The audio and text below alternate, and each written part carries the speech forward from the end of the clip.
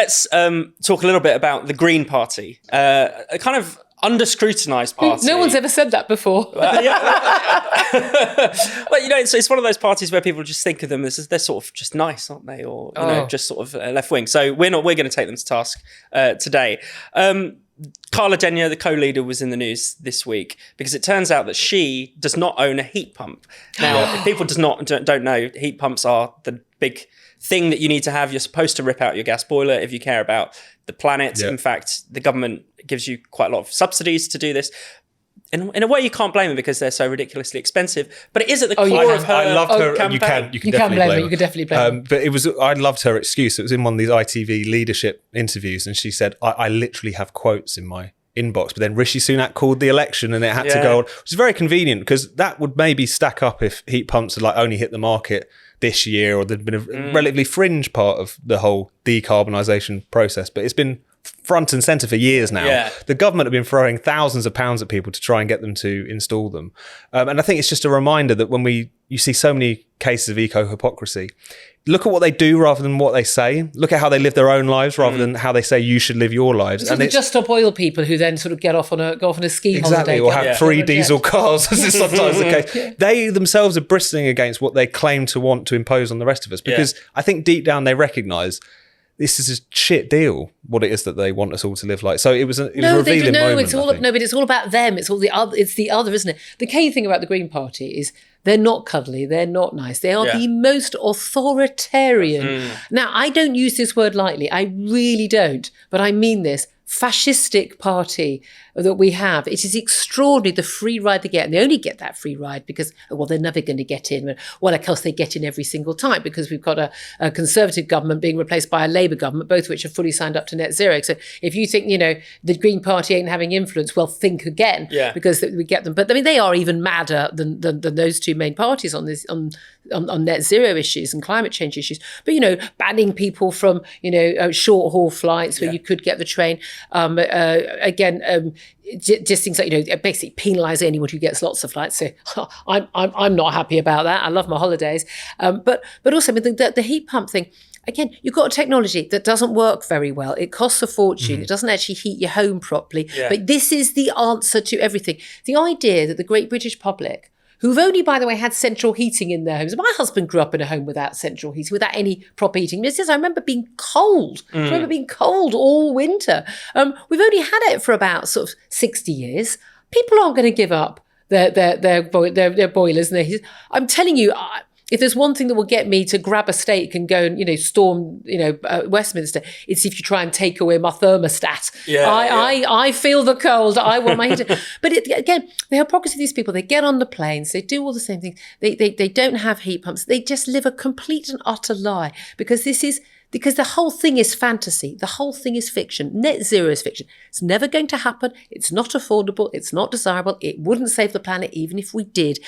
And you do wonder if they do know it deep down. But then it is a religious cult. Yeah. It's a virtue signalling religious cult. It's not actually about practical politics. And the only way they would ever achieve any of their policies would be by imposing them on a very unwilling public. The British public are never going to vote for the Green Party to be in power because they would look at the policies and go, I don't think so.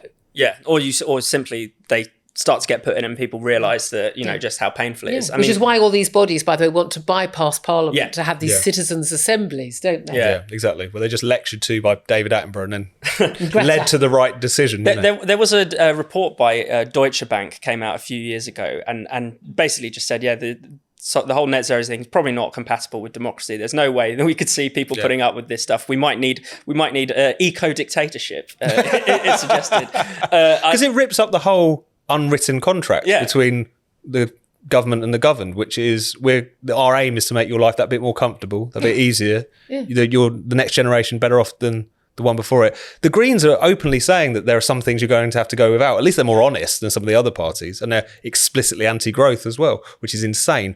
But that's why all of these policies, in terms of not just the technology of a lot of these green technologies, but also the politics of it is like trying to push water uphill. It's not going to work. It will collide either with kind of physical reality or electoral reality at some point, and only now we're starting to see that as well. That's absolutely. it.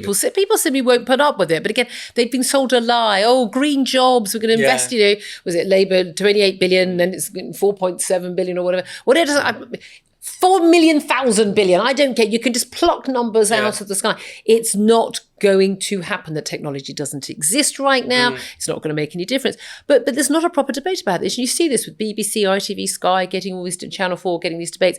They don't actually debate these things properly. There's never any proper scrutiny on these issues because they're all signed up to it too. Yeah, and do you remember in 2019 there was a climate debate on Channel 4 and, the Tories and the Brexit Party were not there, but it was just the other party saying, well, we'll do this 5 years earlier. Well, that's this thing that's not going to happen. That's it, isn't it? The Green Party, it's again, everything on net zero in terms of the targets about boilers and cars and things. It's all basically going to do it in 2030, 2035, 2045 or 2050 or whatever. Yeah. These are all the differences. There's no difference in terms of, are you actually going to do it? Apart from Reform UK, who just want to scrap the whole thing altogether because it's insane. And on this, they're correct. Yeah, that's true. And Tom, there's also...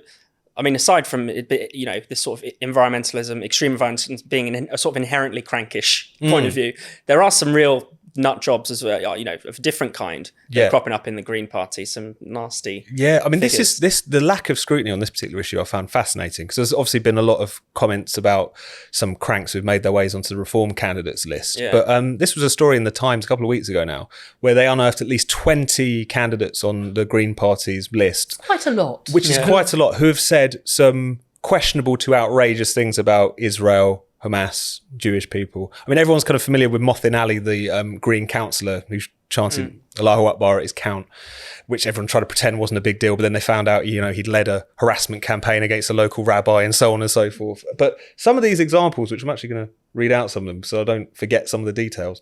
But one candidate, Adam Pugh, Deptford and Lewisham North, on the day of October 7th said, "There is no peace without freedom, resist."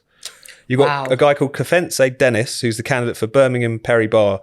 He praised a pro-Palestine demonstration at Auschwitz on Holocaust Memorial Day, saying never again means never again. He's still a candidate, by the way. Some of these other people have been. The list goes out. Simon Anthony Barking compared Hamas to the Home Guard and the French Resistance. Natalie Anderson at Woking wondered out loud if the 7th of October was orchestrated, presumably by Israel. Chris Brodie, Chingford and Woodford Green, now actually suspended, shared an article claiming the worst atrocity, October the 7th, was actually probably a false flag engineered to do a genocide in Gaza. This is basically Twitter conspiracy theory. It's incredible. This is apparently the mix at this election. It's heat pumps and Hamas apologism. And am I right in thinking that the man who praised the Auschwitz protest is also their diversity officer? He's their equality and diversity director, and remains in that role as well as being a candidate for Birmingham Perry Bar. It's crazy. Diversity, certainly. Yeah, we like a diversity of views, but not that bloody. My thing is when people say it was terrible someone said that. No, it's terrible that people think it. It's good that they've said it. We always want to know what people actually think. Yeah, if you're prepared to praise a protest at Auschwitz on Holocaust Memorial Day, something has gone wrong in your wiring. We thought Rishi Sunak was making bad decision by leaving D-Day commemorations early. Yeah. There's bad judgment and there's bad judgment, isn't there? It defies belief, and yet it's completely believable. I'm astonished by how many people on, again, the left, the extreme left and rights, again, they're actually, it's a circle, isn't it? It's not a line, and they join up. It's just amazing. But again, it's how little scrutiny those on the left, because officially they're nice people, get for their abhorrent views, and how little people compared to how much people on the right get.